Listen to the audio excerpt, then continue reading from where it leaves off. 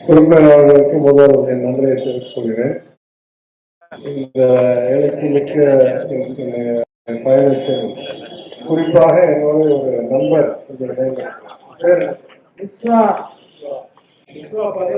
என்னோட உயரமாயிட்டார். மிஸ்வாவை நான் முதல்ல பார்த்தது 2023ஆம் ஆண்டு ஆகஸ்ட் மாதம்.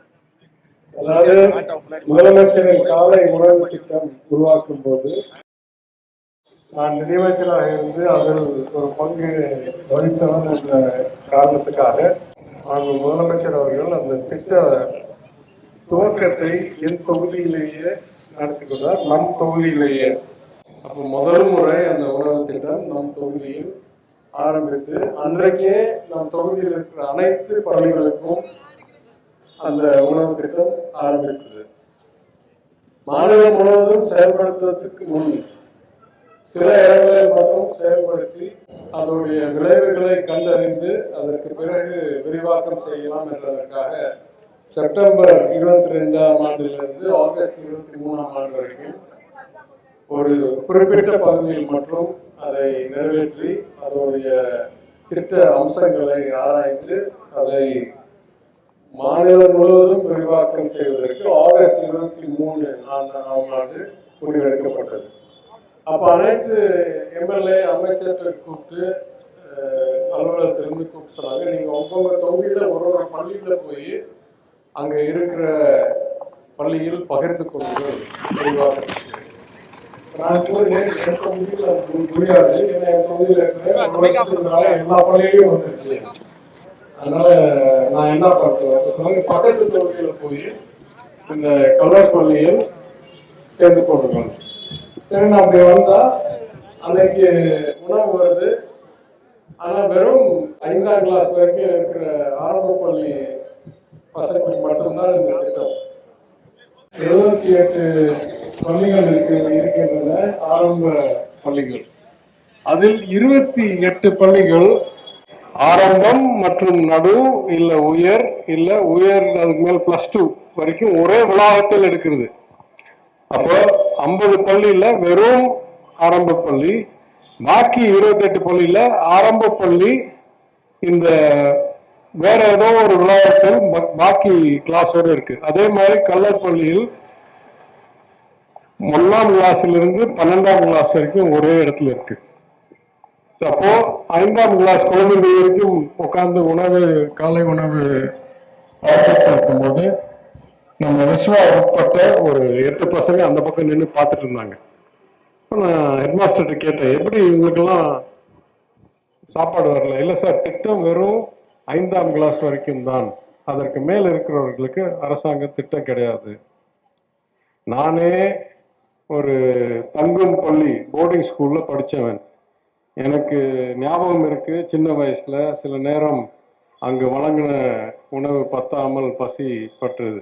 எனவே எனக்கு தோணுச்சு, எந்த ஒரு ஸ்கூல்ல எந்த ஒரு மாணவருக்கு உணவு வருதோ அனைத்து மாணவர்களுக்கும் வர வேண்டியது தான் நியாயம். இல்லைன்னா சிலர் சாப்பிட்டு சிலர் பார்த்துட்டு இருந்தா அது நல்லதில்லை அப்படின்னு உடனே ஒரே 1 மணி நேரத்தில் இந்த உணவு திட்டத்தை பாக்கி இருக்கும் 28 பள்ளிகளில் 12ஆம் கிளாஸ் வரைக்கும் யாரெல்லாம் படிக்கிறாமோ அங்கெல்லாம் உணவு வர்றதுக்கு ஏற்பாடு செய்து 22 நாட்களில் அதை செயல்பாட்டுக்கு கொண்டாந்து அன்றையிலிருந்து இன்றைய வரைக்கும் 3.5 ஆண்டுகளில் மதுரை மாநகராட்சியில் மட்டும்தான் இந்த திட்டம் செயல்படுது. ஏதாவது ஒரு குழந்தைக்கு சாப்பாடு வந்தா அனைத்து குழந்தைங்களுக்கும் சாப்பாடு வருது. இதுக்கு செலவு ₹1 அரசாங்கத்துக்கு கிடையாது.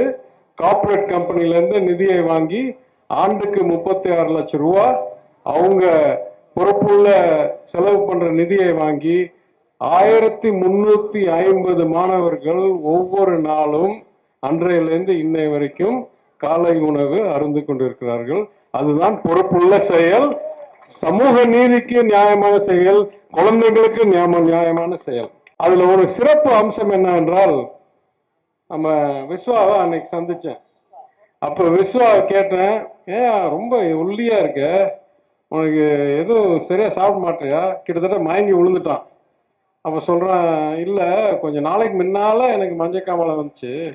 அதுக்கப்புறம் எப்படி அப்படி கடைசியா பார்த்தா கோவிட் காலத்துல, கொரோனா காலத்துல பல குழந்தைங்களுக்கு இந்த மாதிரி ஒரு குறை வந்திருக்கு. எனவே விஸ்வாவுடைய உதாரணத்தை எடுத்து வச்சு அனைத்து பள்ளிகளிலும் இன்னொரு கேம்ப் நடத்தி எங்கெங்க ஊட்டச்சக்தி கம்மியா இருக்கோ அதெல்லாம் ஆய்வு செய்து அங்கே ஊட்டச்சக்தியை விரிவாக்கணும், அதிகரித்தோம். இது 2வது முயற்சி. அதாவது மாநகரம் பூரா எல்லாத்துக்கும் பிரேக்ஃபாஸ்ட், அடுத்தாப்புல எல்லா ஸ்கூல்லையும் இந்த செக்.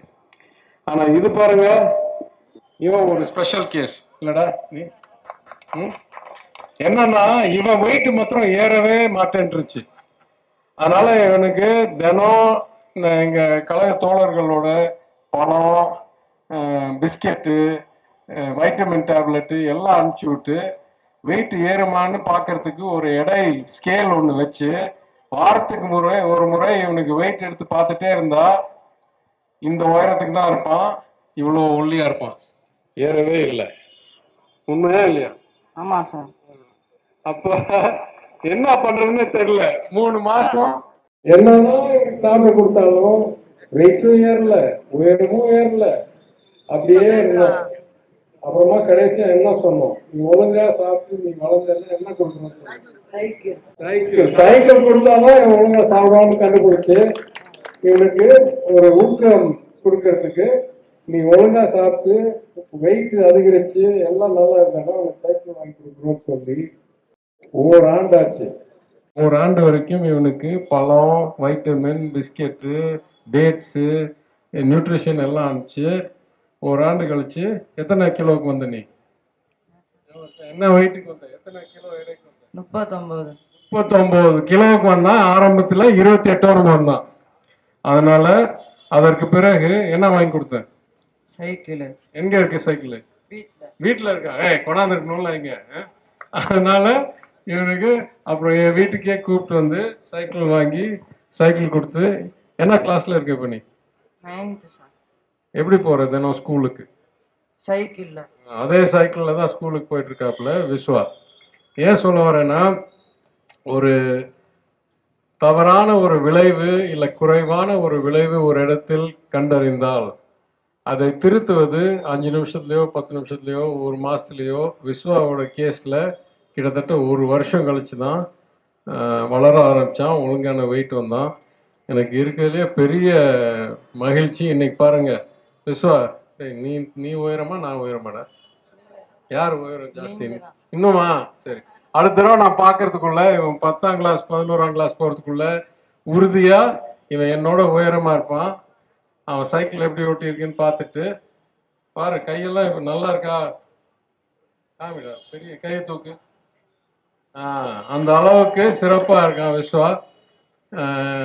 இந்த பகுதிக்கு வரும்போது இந்த பழைய நினைவுகள், பழைய விளைவுகள் தெரிய வருவதில் மகிழ்ச்சி அடைந்து இந்த கூட்டத்தை ஏற்பாடு செய்த அனைத்து நல்ல உள்ளங்களுக்கும், உடன்பிறப்புகளும், நிர்வாகிகளும், வாக்காளர் பெருமக்களும், தோழமை கட்சிகளும், அவர்களுடைய நிர்வாகிகளும், உங்கள் அனைவருக்கும் என் நன்றியை தெரிவித்து நான் உரையை முடித்துக் கொள்கிறேன். நன்றி, வணக்கம்.